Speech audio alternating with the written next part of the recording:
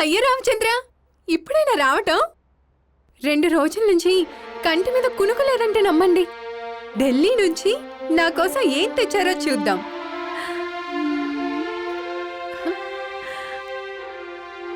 Wow, చీర, blouse piece తేలేదా? ఇదేంటి ఈ బ్యాగ్ లో? అయ్యో రామచంద్ర, ఇదేంటి విషయం? దీన్ని పారేనా?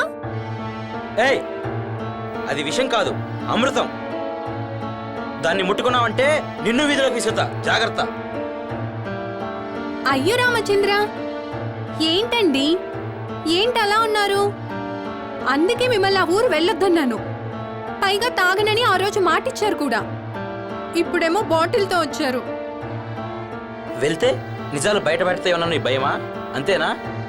అయ్యో రామచంద్ర, ఏంటండి మీరు మాట్లాడేది? నోర్ముయ్.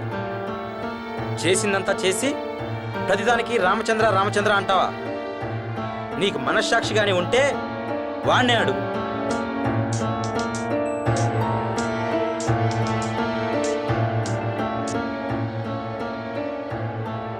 హలో సార్, వస్తున్నాను సార్.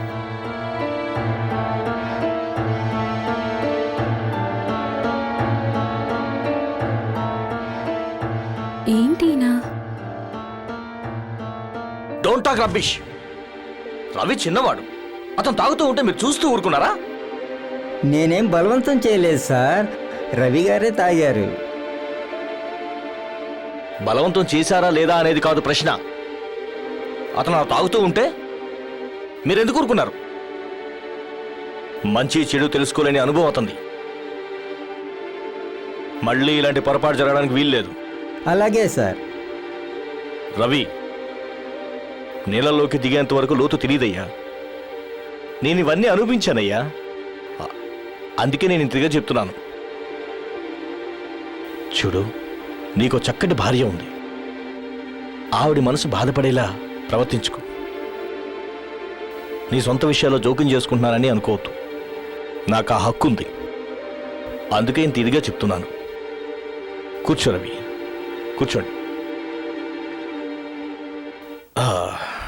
It's all right. ఇంతకీ మీరు వెళ్ళిన పని ఏమైంది? కమిషన్ విషయం మరోసారి ఆలోచించి మెయిల్ పెట్టమన్నారు సార్. మళ్ళీ మెయిల్ పెట్టడం ఏంటండి? ఇదేదో తెగేలా లేదు. ఆ మేనేజింగ్ డైరెక్టర్ మన కండిషన్స్ అన్నిటికీ అగ్రిమెంట్ చేశాడుగా. రవి సార్, నా బీరువాలో అగ్రిమెంట్ ఉంటుంది, నువ్వు వెళ్ళి తీసుకురా. Okay sir.